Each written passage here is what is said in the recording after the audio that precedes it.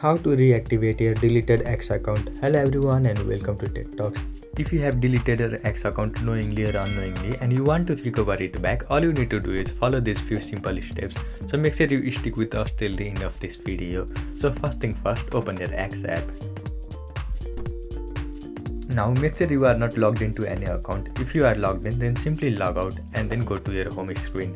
So as you can see, I am on home screen of the app. Here on the bottom of your screen, you will find this icon, login, so tap on it.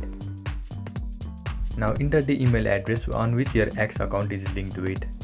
And then simply tap on next located on middle of your screen. Now enter the password of your X account. And then simply tap on login. And then you will see this kind of page, reactivate your account. So here on middle of your screen, you will find this option, yes, reactivate, so tap on it. So as soon as you tap on it, your X account will be successfully reactivated. So this is all you need to do to recover a deleted X account. I hope you found this video helpful. Thank you for watching. Follow us for more helpful tutorials. Subscribe.